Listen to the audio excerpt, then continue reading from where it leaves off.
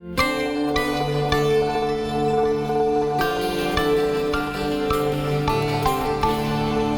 to the Catalysts podcast. I'm your host, Patrick Morley. Imagine if we could flip a switch in the immune system and turn it into a cancer-fighting machine. That's exactly what Dr. Mansour Haeryfar is working on at the Schulich School of Medicine and Dentistry, where his team studies MAIT cells, a special kind of immune cell that can be supercharged with natural bacterial molecules. These cells are built into everyone's body and respond to a universal signal, meaning new treatments could work for all patients, not just a few. His research is opening the door to a future where cancer therapies are faster, smarter, and more accessible than ever before. Thank you so much for being here. My pleasure. I appreciate your time. Now, we have a lot to discuss today. I hope we can get to all of it. We'll do our best. But before we begin, I'd like to take a little step back in time to something that I know inspired you as a younger man when you were earning your medical degree at Dalhousie, I believe, right? My PhD. Your PhD, yeah. I think most researchers and oncologists, they have an origin story, something that inspired them, whether it was something personal, maybe a family member, suffered through cancer. You have a kind of a unique inspiration through the Nova Scotian artist, Robert Pope, who was kind of known for painting his journey through cancer.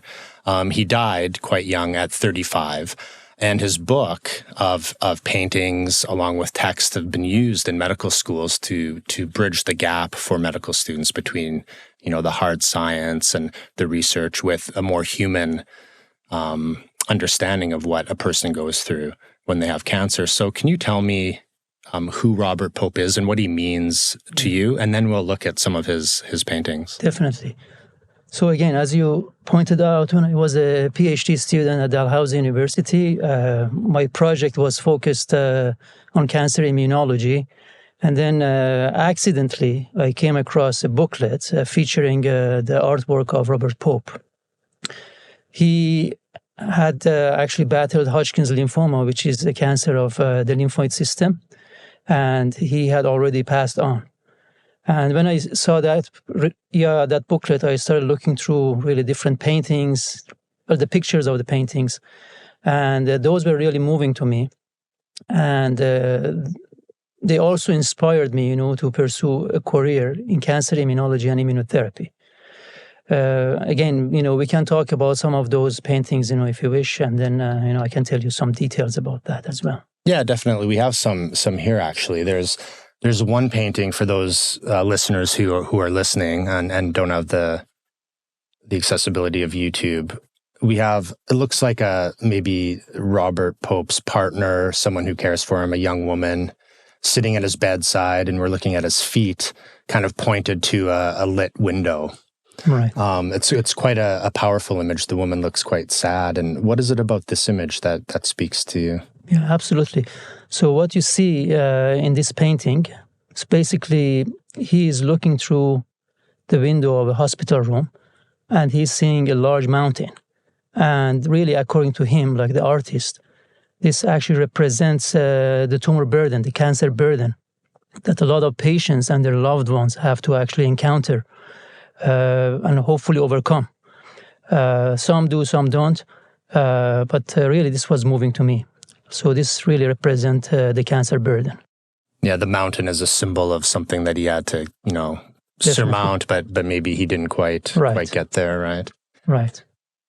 There's another quite moving painting here. Again, it's Robert Pope, the artist, lying in bed, looking again at an open window that's lit. And in the background of the window looks like a sparrow or a bird perched on a branch. Again, another powerful image. How does this speak to you? Yeah, so here you're looking, with the cancer diagnosis, there is always illness and sadness and fear of death. But at the same time, there is hope for recovery, for survival, and for life, which can be represented here by the sparrow that you see through the window as well. So he actually mentioned in his own book that so he saw the blossoms really on the tree and the bird, during one of his hospital visits, I think in Toronto. And that really inspired him, to generate, this painting. Right. So again, like with cancer, there is really illness and suffering and pain for the patients and for the loved ones. Yeah. But at the same time, there is hope. There is hope always.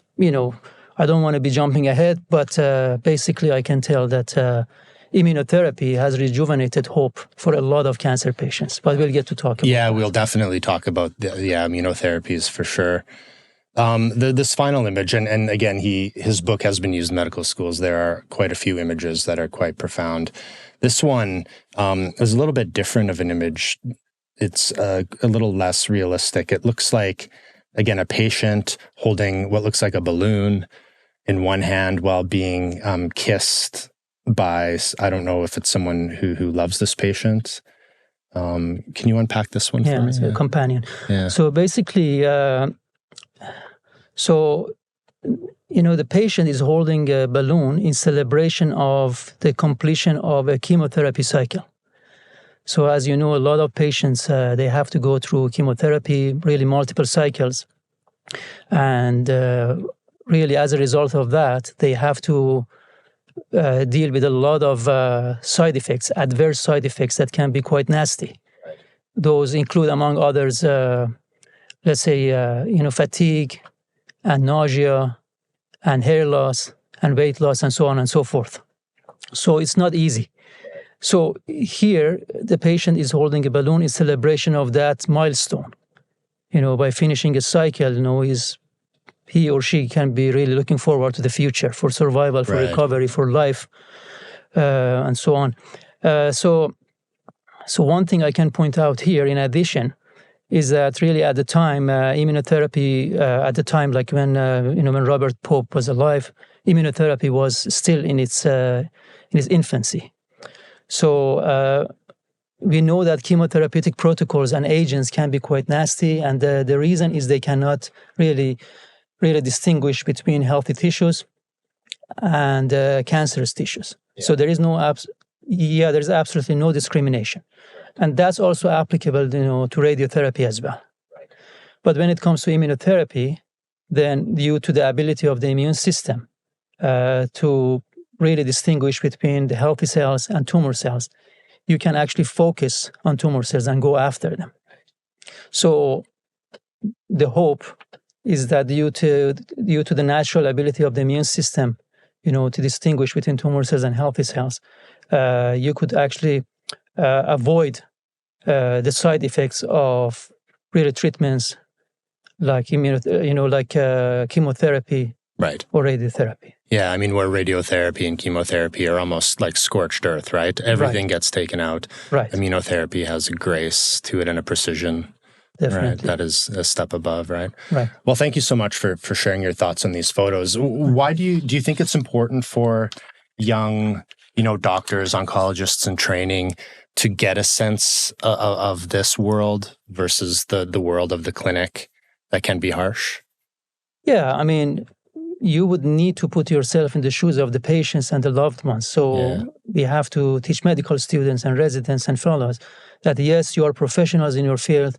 You have the knowledge, you have the expertise, you have the tools, but at the same time, you need to show compassion towards patients and their loved ones as well. Yeah. Right? Really, at the end of the day, we are all humans. Wonderfully put, and I think that's just a wonderful, this line with all of the researchers and oncologists I've been talking to for this podcast, that definitely is a straight line through all of it. It's the idea of compassion and empathy.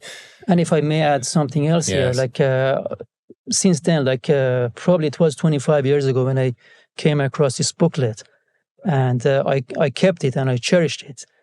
I still hold that in my office.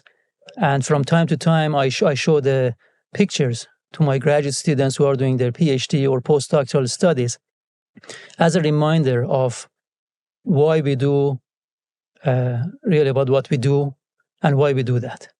Wonderful. Right? So they need to be reminded from time to time. I actually need that reminder myself as well. Right. Maybe we can transition now into a little bit of the science and the research that you do. And I know you do a lot. of research. So today's talk will kind of try to focus on the MAIT cell, MAIT.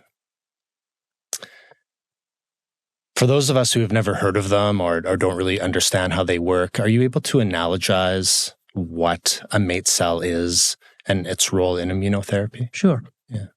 So MAIT stands for mucosa-associated invariant T cells. So these are a specialized population of T lymphocytes that are best known for their antibacterial or antimicrobial properties. But really, my group and others have recently demonstrated that they are abundant in different types of cancer. So we also know that they have impressive immunomodulatory activities and properties that can be potentially harnessed, really, towards better anti-cancer immunity as well. So we try to do that. These are actually cells that can go after tumor cells directly, but at the same time, they are regulatory cells. So it means that they can regulate or modulate the function of other immune cells that can be either helpful or harmful to us. So we would like to understand how they operate, in different tumors, and how we can really manipulate them to our own advantage. Sometimes you have to eliminate them or inactivate them, and sometimes we try to boost their functions towards really better treatments and really better management of the tumor load. And these cells, these MAIT cells, everybody has them. Absolutely. And they're in the body. Are you engineering these cells outside in the lab? No, we are not doing that at this point. So these are innate like T cells. You're absolutely right. Everybody has them. And it's amazing. Their mode of detection of, let's say, microbes and tumor cells and so on and so forth is actually evolutionarily conserved. So really what you find, let's say, in preclinical mouse models can be really applicable to human patients as well, right? So my group is not really working at the present time to engineer anything with MAIT cells. However, we are working to identify what can basically turn them on, in what fashion, and how we can actually harness their immunomodulatory properties. There are other groups that have recently started to look at, let's say, CAR-MAIT, for example. Those are MAIT cells that could have the chimeric antigen receptors, and really at the same time they can have some of the inherent immunomodulatory properties of MAIT cells. So you would like to have the best of the two worlds. Right. So MAIT cells in general, like if I can provide an analogy, I would say they are like loaded guns. Yes. So they are really quickly acting. Yeah. So they do not need a lot of stimulation or a lot of time to get highly activated.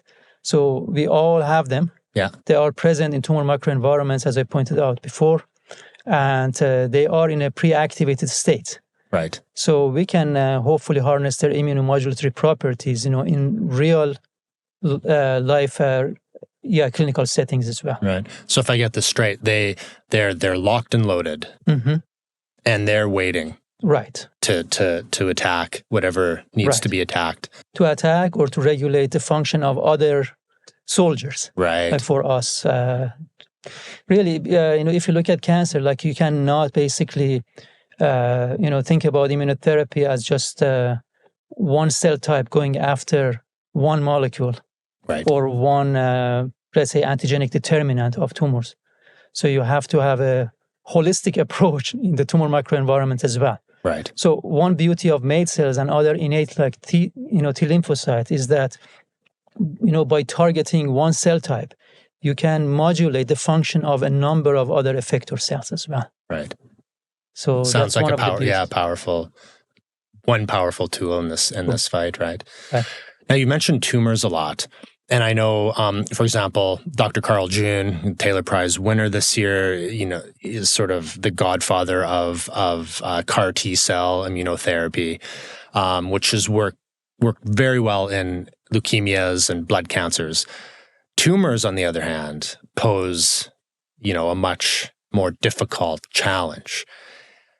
Are MAIT cells do you think they might have a key to dealing with cancerous tumors in the bladder, in the ovaries, prostate? Right.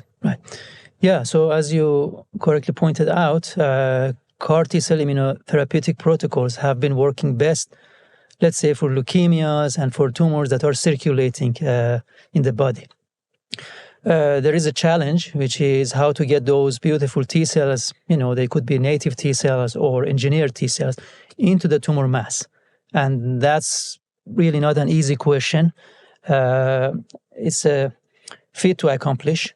Yeah. And it also depends on the type of tumors. We have cold tumors, we have hot tumors, like really depending on the presence of immune cells in the tumor microenvironment. But what actually is quite interesting about MAIT cells is that, as the name implies, they are mucosa-associated. So they are quite abundant in barrier tissues. Okay. And those are the tissues in which a lot of cancers actually arise. Okay. Or some cancers actually spread to or metastasize to. Barrier tissues? Right. Okay. So we are talking about, let's say, the gastrointestinal system. We are talking about the respiratory system. Okay. So MAIT cells are strategically located in those locations. I see. Those sites. Yes. So, and then due to the fact that they are innate-like and they are quick-acting entities, right, they can be there. And let's say as soon as a danger that can be posed by microbes or by neoplastic cells, like those cells that are now transformed to become or to form tumor. Okay. So as soon as they are sensed, those MAIT cells, among other innate cells, can actually act quickly. And at the same time, they regulate the function of others. Right. And then again, like for all T cells, it is true that it is important to find ways to basically really target the tumor in the tumor microenvironment and find ways, to really attract those T cells, including but not limited to MAIT cells, into the tumor microenvironments for them to be able to be in close proximity of those tumor cells and, really hopefully destroy them. Right. So in a sense, again, to wrap my head around this, you've got naturally occurring MAIT cells. They exist in, like you said, the esophagus or in our tissues. If a tumor appears, they are already there, right, ready to go. Like you said, they're armed, locked and loaded. Right. Can you explain how you're training them to be more active? Right. So basically, as I initially pointed out, MAIT cells are best known for their antibacterial properties. Right. So what this means is that some bacterial products, let's say, some vitamin B metabolites or derivatives, can be presented by a molecule which is called MR1. Okay. It's a monomorphic molecule. It means that really everybody has the exact same molecule, right? So regardless of our genetic background or diversity. Right. So MR1 can be loaded, let's say, by those bacterially derived products. Right. And then they can be presented to MAIT cells. And then MAIT cells can be activated. And they can produce some mediators, inflammatory mediators, for example, that are called cytokines. Okay. And those are the mediators of intercellular communication, cell-to-cell communication in the immune system. And through those mediators, we can boost the immune response to cancer. Right. So they're communicating. Absolutely. Right. All the time. And you're sort of trying to hijack a little bit that communication system. That's very fascinating. Right. So sometimes, MAIT cells and other innate-like T cells may not be producing the mediators that we wish to have. Let's say if we are talking about some immunosuppressor or some immunosuppressive mediators, or mediators that can really potentially promote a process which is called neoangiogenesis, which is the formation of new blood vessels in the tumor. That would not be a good thing for us because that would allow the tumors to metastasize to other organs. Yeah. So if we have any immune cells or stromal cells or tumor cells themselves that can produce those mediators, we need to block those. So we are looking for ways to provide the instructions to MAIT cells, among other innate-like T cells, to make the mediators that would be anti-tumor. Right. And that would be to our benefit. Right. So we somehow need to skew the responses, towards an anti-cancer really phenotype or property. Right. And I know, bladder cancer and ovarian cancers, you've had some really quite awesome results. Thank you. Right, for lack of a better. Right. Can you tell me what these results have shown? Yeah. So in my lab, we use mouse models as preclinical models, but in addition, we are fortunate enough to collaborate with a number of great clinicians here at Schulich and elsewhere, and we obtain tumor samples from patients. Yeah. So what we have found recently is that, let's say in the context of ovarian cancer, we have found MAIT cells to be detectable, let's say in the ascites, which is the fluid that accumulates in the abdomen of ovarian cancer patients as the cancer is progressing. Okay. We have found MAIT cells to be abundant in those environments. And really not only that, they can also, they occur in a pre-activated state. And we have found ex vivo in the test tube outside the body that you can actually basically manipulate those MAIT cells towards really better immune response and production of pro-inflammatory cytokines that should, at least in theory, help eradicate the tumors. So that's for ovarian cancer. And we have published a couple of papers, and we have a manuscript in preparation for that. But basically, in the context of ovarian cancer, our goal is to basically boost the function of those MAIT cells. When it comes to bladder cancer, we have found MAIT cells to be unusually abundant in the bladder mucosa, but they have a phenotype that is not helpful to us. Right. And, for example, through those cell-to-cell communication, they can attract some immunosuppressive cell types to tumor microenvironments. Right. But what we have recently demonstrated and published is that you can actually inactivate those MAIT cells and lower the tumor burden in a preclinical model. And now we are basically translating those findings through collaborations with Victoria Hospital oncologists and colleagues. Yeah. But then the other thing is that there are ways to skew the function and properties of those MAIT cells. So in order for them not to make those immunosuppressive mediators, but instead produce pro-inflammatory mediators and cytokines that could be beneficial to us in terms of their ability to eradicate, let's say, bladder cancer. Right. Ultimately, so the first thing is to understand how MAIT cells behave and operate in different tumors. Yeah. And then accordingly, we can act to skew their function or basically activate them or eliminate them to our own advantage. Amazing. I can just sense by your voice, this is exciting stuff. Absolutely. Yeah. Do you feel we're on the cusp of the big discovery, or has that big discovery been made already? No. So, where are we in this sort of journey? Yeah. I mean, it has been only the past few years when we have started to understand how MAIT cells function and how we can harness their immunomodulatory properties. So there is still a long way to go. But I can tell you, for example, when it comes to bladder cancer, the paper we just published yesterday in Journal for Immunotherapy of Cancer, to my knowledge, is the first report that links MAIT cells to bladder cancer. Right. And that's a big deal. Absolutely. Yeah. Amazing. Yeah. How does that make you, just on a personal note? I mean, researchers under a microscope in front of a computer in labs, your work is daily. It's a bit of a grind. It can be a grind. Then something like this happens, where you feel like, all that work is actually leading to something that could potentially save lives. On a personal note, an emotional note, how do you feel when you have these discoveries? I feel ecstatic when I see something like that. So this is really what I tell my trainees on a regular basis. So I tell them, so let's just pause and imagine you're working on something that can make a huge difference, that could be impactful work. But at the same time, you're working on something probably nobody in the world is working on, or maybe just a few groups in the entire world are actually working on. And if you find something, discover something, or invent a new, let's say, therapeutic protocol in preclinical model that could be translated into the clinic, that's huge.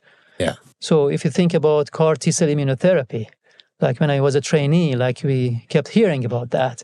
Right. But now, we hear about all the accomplishments and all the thousands success of thousands of lives that have been saved. Is amazing. Right. One of my colleagues has this saying that doing biomedical research is a lifestyle. Right. It's not necessarily a job. It is a job, but at the same time, like, we are not in here just to really earn a living. Like, in addition to that, we burn for what we do. Wonderful. Yeah. Right. That's wonderful. You burn for what you do. It's like, not to exaggerate, it's somewhat of a calling, which is why I was fascinated when we first met about the paintings playing a role in formulating, the origins of the burn, right? The thing that you spend your life working for. So I speak to some of my trainees. I see that spark in their eyes when we talk about the future of immunotherapy and the differences they can make, and that they have it. And so the future is bright. Yeah. One thing that came up in my talk with Dr. June was the idea of, as a researcher, knowing what to follow, what to chase, and what to dedicate your time to, and what to leave behind.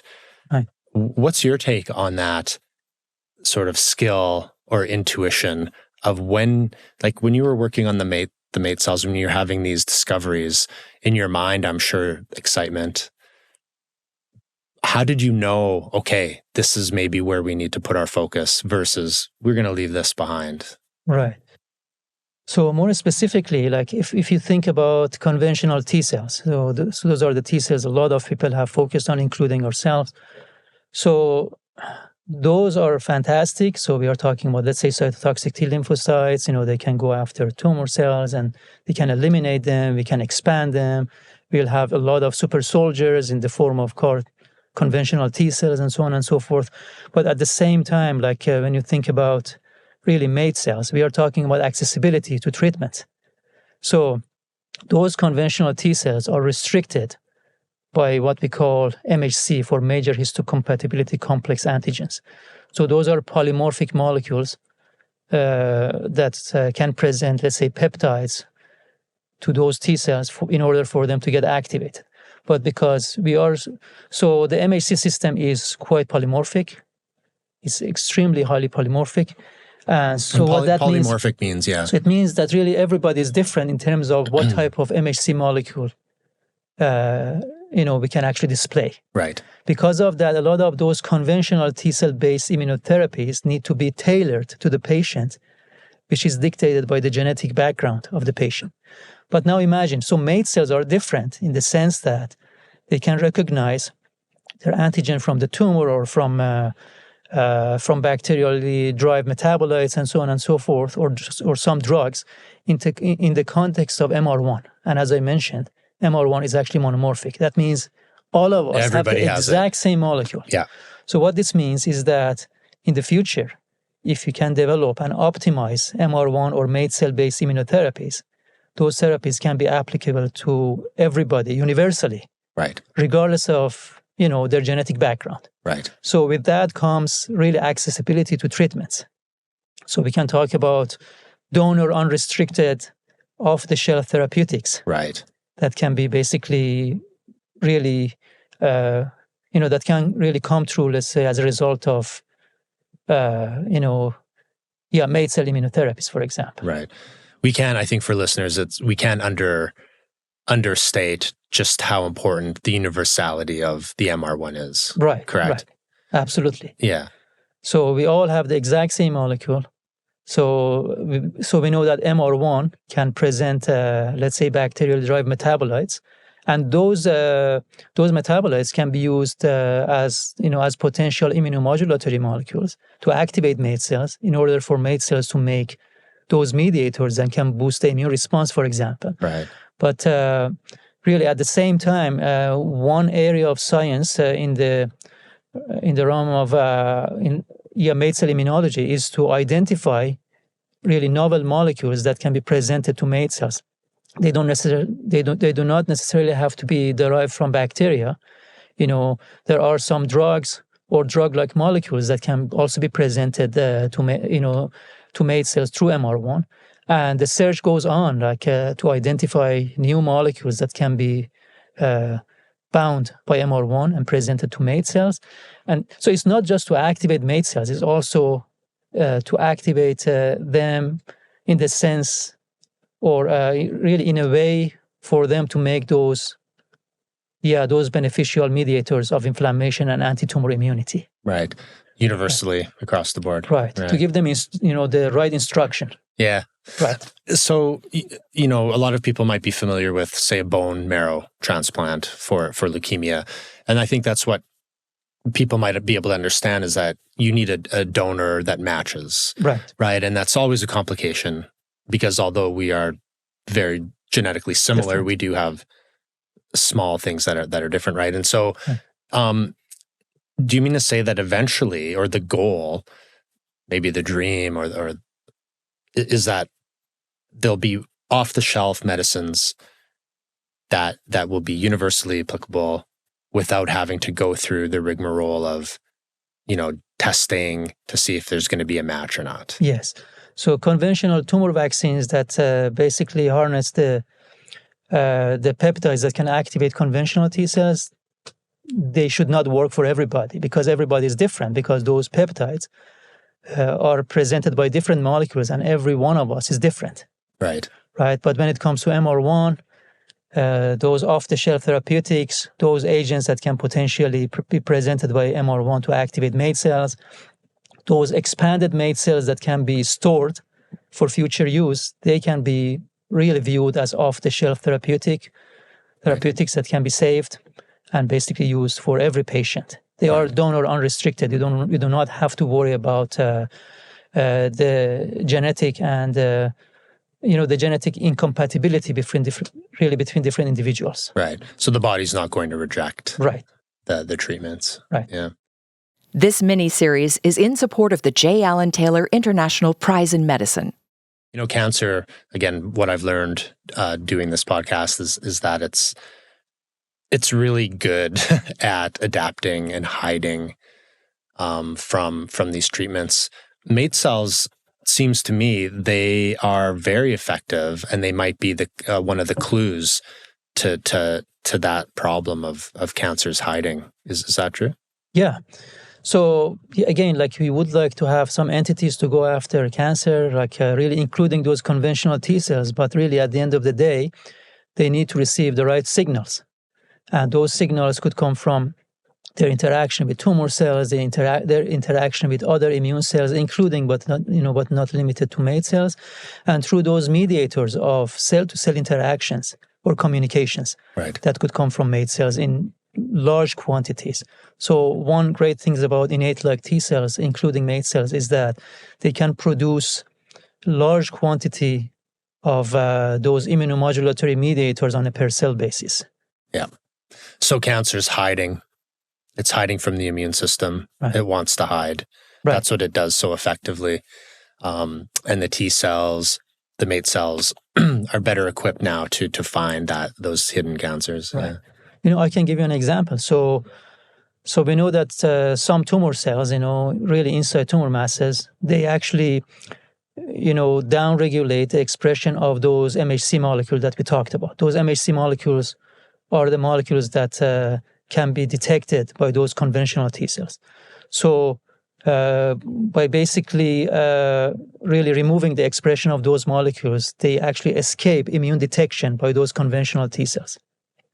But then there are some cytokines or mediators that can be produced, for example, by MAIT cells.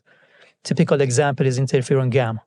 If those tumor cells are exposed to those mediators, they actually increase the surface expression of those MHC molecules. So that would allow those cytotoxic conventional T cells to go after tumor cells and destroy them. Right. So it's all about communication in the immune system. Yeah, incredible.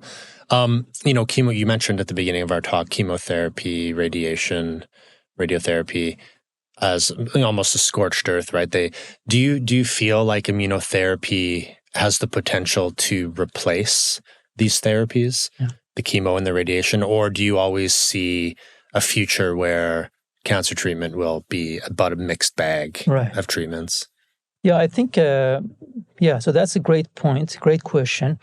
So basically, it depends on the type of cancer, in really what they display, how we can actually harness the immunomodulatory effects of really different, cellular and molecular mediators of inflammation and so on and so forth. There are tumors that are hot tumors, like we already have some immune cells in the tumor bed, then we can try to boost them. There are some tumors that are called, let's say, immune desert, or cold tumors like pancreatic cancer, like we do not have immune cells in there. Right. So we need to... Which makes it so deadly, right? So we need to basically find ways to basically promote infiltration of those tumors by immune cells. But back to your question about, let's say, combination therapies. So yes, sometimes immunotherapy may not work efficiently if the tumor burden is just too high. Right. So in those cases, let's say you can resort to approaches such as chemotherapy or even surgery to basically remove the bulk of the tumor, or even radiotherapy to shrink the tumor.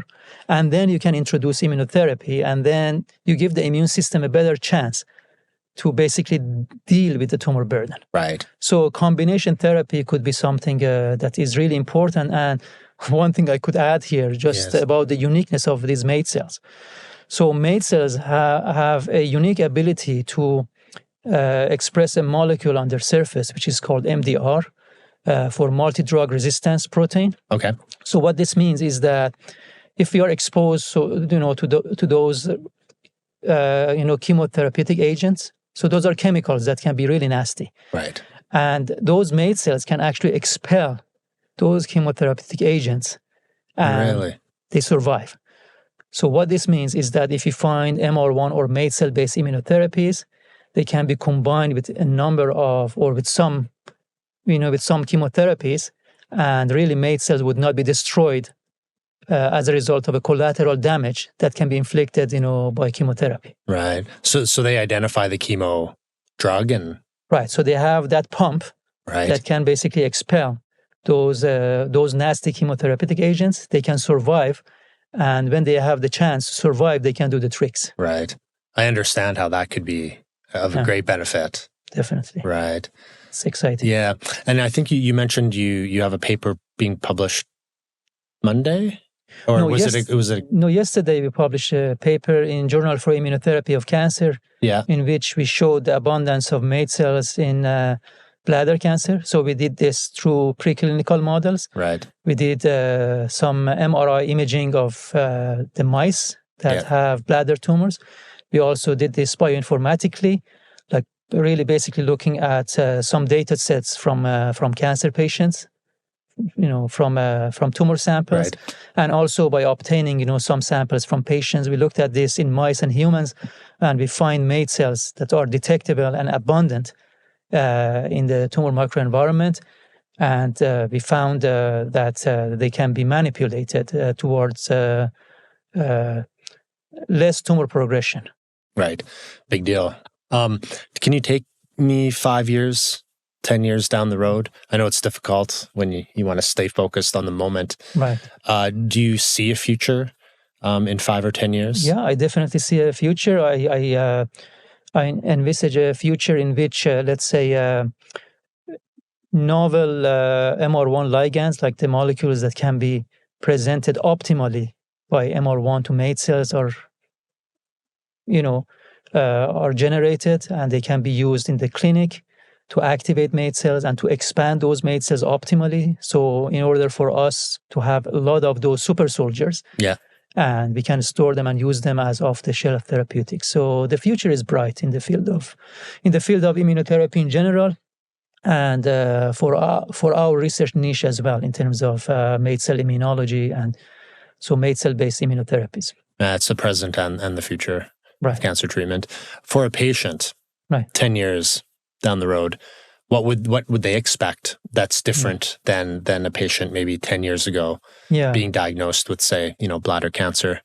How was their journey to being cured, hopefully? Right. How's that going to be different in 10 years than it was? So again, if you think about it, at the time when Robert Pope had all these beautiful, inspiring paintings, really immunotherapy was in its infancy. Right. But now we have many immunotherapeutic protocols that take advantage of the ability of the immune system to go after tumors efficiently and specifically. Now we have really many different tools in our toolbox right? Right. But when it comes to bladder cancer, we are starting a study in collaboration, with our colleagues at Victoria Hospital and University Hospital. So we know, for example, that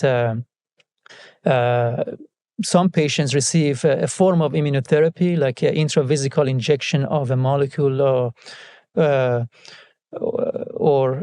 a harmless bacterium, which is called BCG. So that's the bacterium that is used for vaccination against tuberculosis. But interestingly, if you inject that into the bladder of patients who have superficial bladder cancer, a lot of them can be cured. But then we do not completely understand how it works. Right. And one other important question is for bladder cancer, there are some patients who will be responsive to BCG immunotherapy. There are some patients who are actually refractory. They are not going to respond optimally to the treatment. Right. And right now, there is no way to predict who is going to benefit from that kind of immunotherapy. Right. Again, the fact that we have found MAIT cells in the bladder mucosa suggests that those MAIT cells can be potentially activated in the form of, let's say, combination immunotherapy together with BCG, or we can really modulate the function of MAIT cells to our own advantage. Right. So again, and we would like to also understand, in collaboration with our colleagues, if there are ways to predict who is going to benefit from really what type of treatment. Right. Again, there is a lot of work that lies ahead, but the future is bright, and we are working really as a team to answer a lot of those questions, hopefully. Right. Yeah, I mean, it's a case and an argument for collaboration. Right. Not just locally, but internationally. And I would like to acknowledge, the funding from the Canadian Institutes of Health Research. They recently provided us with $1.1 million in the form of a grant for that particular project. Yes. To basically really decipher the role of MAIT cells in bladder cancer and to find new immunotherapies for bladder cancer as well. Right. Wonderful. I think we can kind of finish on this note. I'd be very curious if Robert Pope, if you could meet him today, what would you say to him? First of all, I would thank him for his inspiration and really basically for shaping or reshaping my career. I was already studying immunology for my PhD, which has always been my passion since I was a kid. But my focus, to work on cancer immunotherapy and cancer immunology in general was partially inspired through his artwork. Right. And I could also tell him, I wish you were alive, so we could talk about really different, immunotherapeutics protocols and approaches that are now available to the patient. Yeah. But he lives on through his artwork, and that by itself is a huge accomplishment. No, it's a wonderful legacy to leave behind, to think that. So thank you on behalf of the team here at the Catalysts podcast. Thank you for your tireless work and passion for treating and hopefully one day maybe curing cancer. And thanks for your hard work and for publicizing what scientists do in order to bring more hope to patients now and in the future. Thank you so much. You're welcome. We hope you enjoyed this episode of The Catalysts, a medical science and discovery podcast by the Schulich School of Medicine and Dentistry at Western University, Canada, bringing you exclusive conversations with leading scientists and researchers.